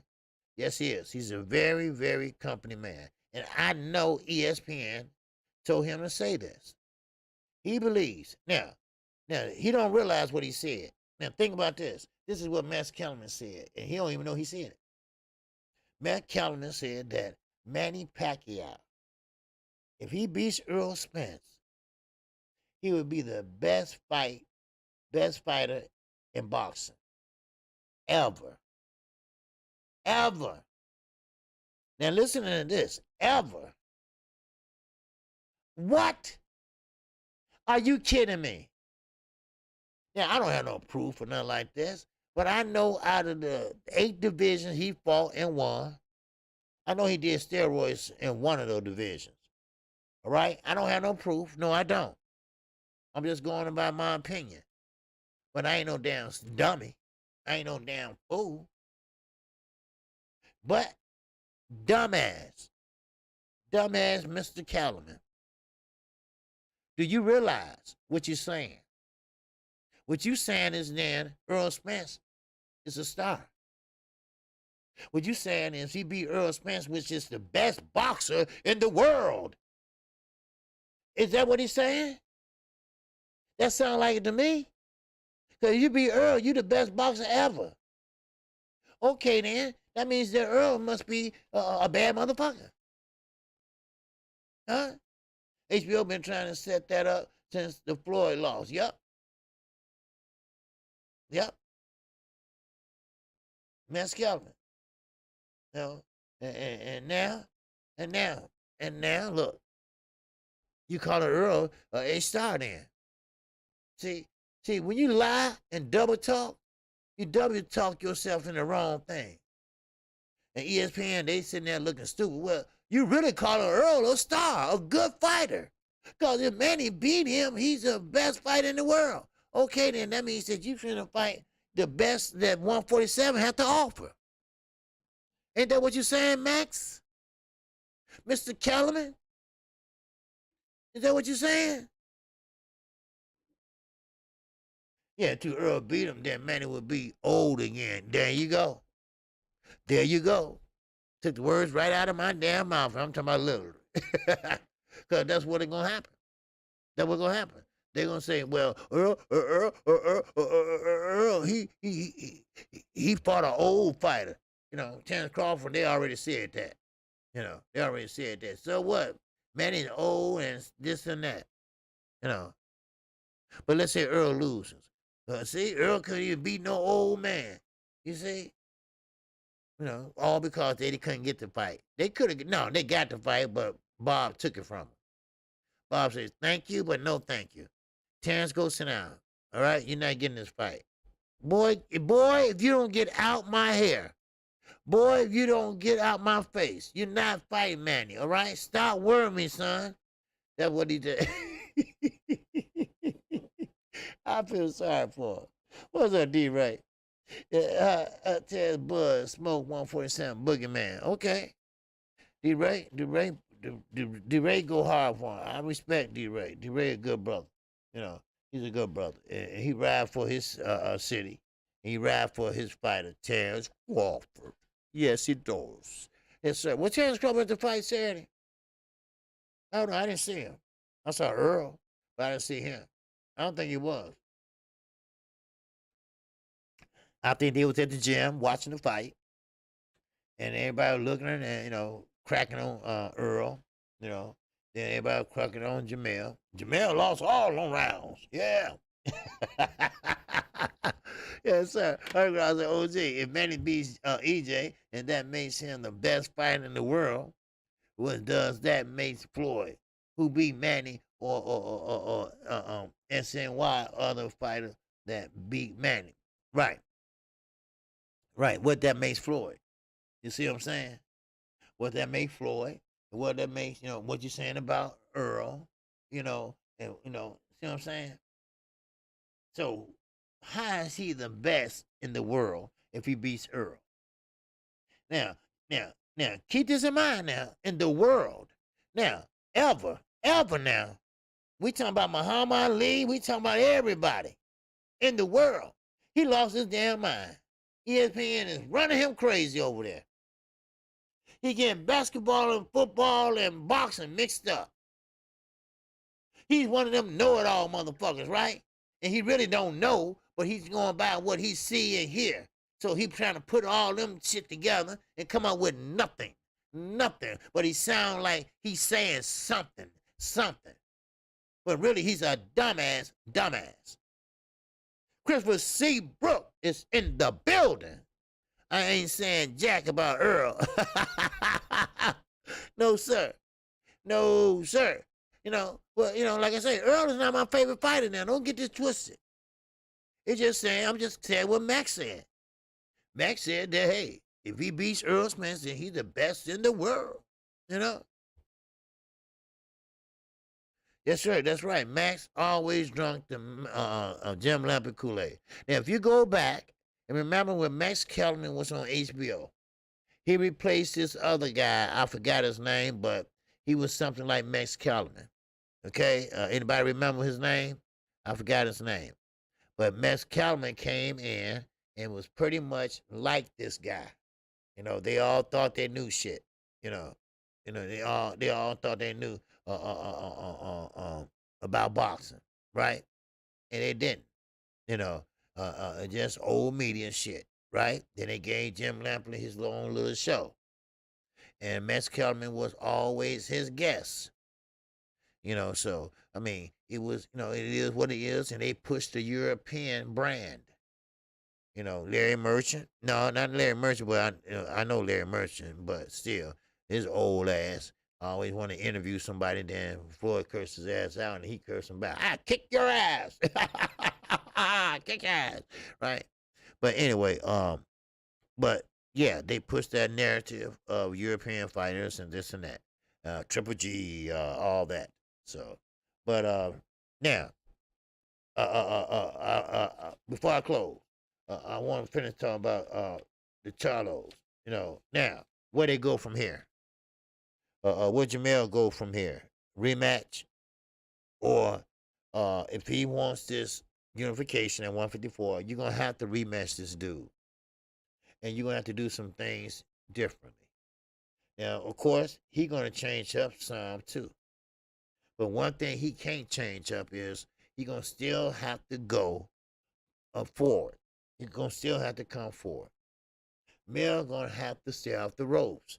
This is how the next fight, the rematch, if it's a rematch, how it should play out. Now, there wasn't a rematch clause in it, but since it was a draw, they have to rerun it. They got to rerun it.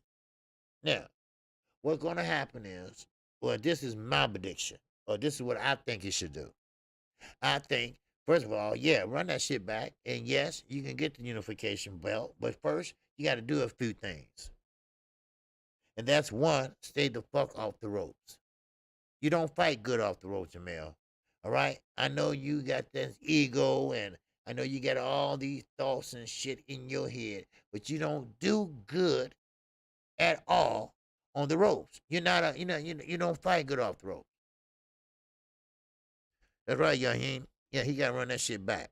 Now, when you run it back, okay, you stay off the ropes. Then you try to keep the fight in the center of the ring. That's your advantage right there.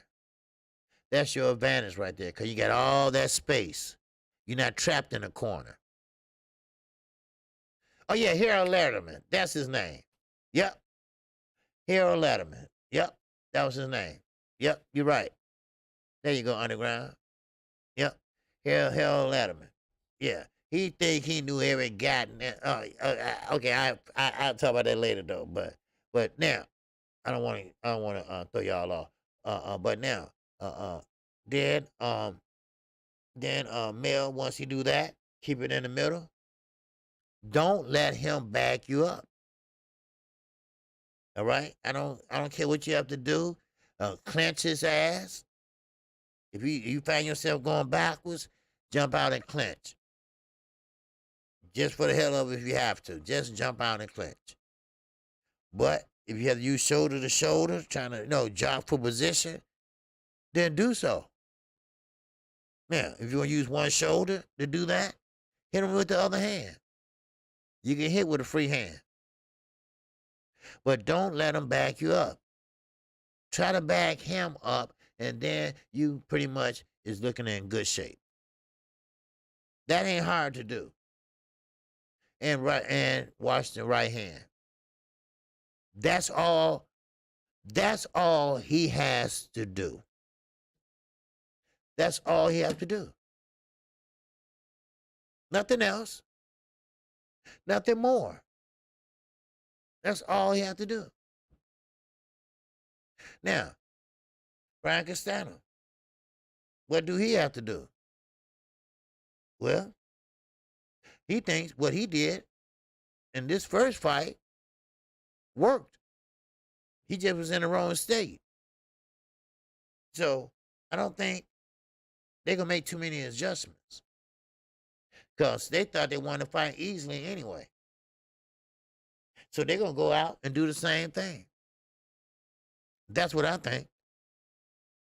But if Jamel want to unify these titles, hey, baby, you better get on it. You better get on it. Now, I don't know what their purse was in this fight, but I guarantee you it will be a lot bigger for that rematch, because that was a good fight. That was a damn good fight. So, well, yeah. Julie Letterman, yeah, she's something else too in them scorecards. Because Harold Letterman unofficially, he run his mouth. Well, I got it. I got it. 1 or 2. There's a 10 now round. I mean, I couldn't stand his ass. Now, he wasn't a Steve Farhood, all right? And when he came to scoring and stuff like that. But one thing about him, I mean, his scoring was way off. I don't even know what fight he was looking at. That's HBO. That's HBO. Now, once upon a time, HBO was a way to go in boxing. Of course, you had the Friday night fights, ABC, Wild Wild Sports, and all that. But when HBO came in, I mean, HBO was the shit. Everybody was watching it. Then Showtime came in, and this and that, and it is what it is. Everybody fought on Showtime. This year will be the 20th anniversary of Showbox. Matter of fact, next week they will have 5 guys fighting on Showbox. So now this weekend we got David Benavidez, and we got Yukasi. If I'm saying that right, Yukikazi, whatever. Okay, we got that this Saturday. All right? There's another fight weekend. And we're going to talk about it Wednesday. All right? We're going to talk about it Wednesday because it's getting close to the weekend. Press conferences, weigh in, things like that. Okay? Now, we'll have 86 Boxing TV on here with me. All right? Wednesday. He want to do a show with me, so I want to do a show with him. All right. So just to change it up a little bit, you know. But um, so but I think that's what Jamel need to do if you want to unify the title. Now, Baby Boy standing strong. Oh, gee, they'll be able to run the rematch back on pay-per-view if it be so intense. Well, yeah. I mean, if everybody want to see this fight real bad, this rematch real bad, they can run it back on pay-per-view. But I don't think they're going to give it to them. You know, I think they're going to run it right back on Showtime, just like they did before. You know. So, Demetrius, okay, that's August the 28th, Benavidez fight. Oh, okay. Wait, who fights Saturday then? Yeah, I got somebody fighting Saturday. I thought Benavidez was fighting Saturday. I don't know. I gotta look that up. I know somebody fighting Saturday. Who was that? God damn it. Who is that fighting Saturday? Damn. I know somebody fights Saturday. I don't know. But we'll find out. Shit, God damn it. Shit. We'll find out. I'll let y'all know tomorrow. All right. But because I believe we have a fight every weekend this month. Yeah, Fury. Yeah, Fury and them was a fight, but that been canceled. It would have been Wilder. Right. They would have been fighting on the 24th. But of course, Tyson Fury fucked that up. So, but still, it's good. It's a good thing. I want no excuses. If he ain't ready, then okay. Well, I'm sorry, but you better be ready come October. So, because Fury over here hiding in the nest. Yeah, he hiding. He's hiding. Yes, but look, that was a good fight, and I know I'm over my time. Oh yeah. Well, no, I'm right on time. Okay. But yeah, Joyce and Takum, yeah, they fight. I know I saw that. Okay, and that'll probably be Saturday afternoon because I assume they're gonna be fighting in the UK. And but that's all I really have for you, man. We want to talk about I wanted to talk about that fight, and I want to talk about that 117, 111. That was some crap. Terrence Crawford, like I put on the thumbnail. Terrence Crawford, you're gonna have to find a way to pretty much make some noise at 147. Now, by you sitting down, not saying nothing, not talking to nobody, it's not gonna bring you a fight. What you're gonna have to do, young man, is go out there and call somebody out. That's what you have to do.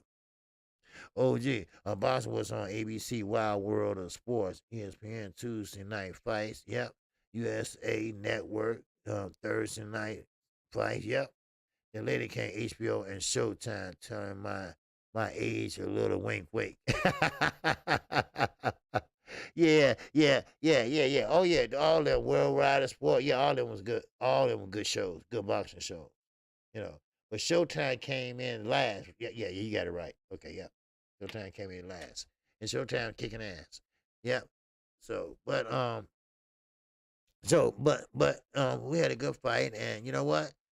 George Joyce and Talcum, that gonna be a pretty good fight, kind of. I know Talcum's not one of the top heavyweights, but Joe Joyce should get him out of there. It shouldn't be no problem. So, but hey, and like I say, if Jamel does that next time, because I think he's gonna jump on that rematch because he want to unify the titles. He only got one belt. He could have unified Saturday, you know. So yeah, PBC is killing it right now, you know. And like I say, you got David Benavidez in the same month at Earl Spence. So I mean, it's gonna be on fire in October. I mean August.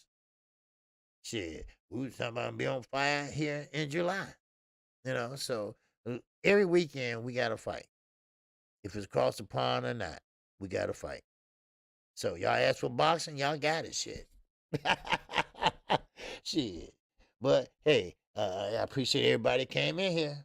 I appreciate everybody's super chat. I hope everybody hit the like button. And I know it's been a long weekend for everybody, and everybody's trying to get back in the groove of things. But don't worry, I'll get you back in the groove tomorrow. I've been a little under weather today, so But hey, I'll be all right. So tomorrow we get it back together. All right. So I appreciate everybody that came in today. All right. I appreciate everybody, and of course, you know that Blue Blood Sports TV is coming up. Right, about 30 minutes after me. All right, you can go check them out, and before then, make sure you subscribe to KQKC Boxing Network. All right, make sure you hit the bell icon, and that way you get notified each and every time I do a uh, uh, um a live stream or a video. All right, Underground Saint Fury definitely messed up the floor of boxing. Yes, he did. Yes, he did. I mean, when you got Dylan White coming out and said he got skills in conning the American people, I mean, okay, then it's a problem. All right, when you got Ricky Hatton, your bestie, coming out and saying that he messed up. Okay, you know, I don't know how to take that. I don't know how to take that. Should I take it like, he messed up, he didn't mean nothing by it, or he really messed up, he's in trouble? I mean, which one is it? Which one is it? You know? So, but anyway, I appreciate everybody. And with that, that's all I have. I will be back same time, same place, same motherfucking station, baby. Yes, sir.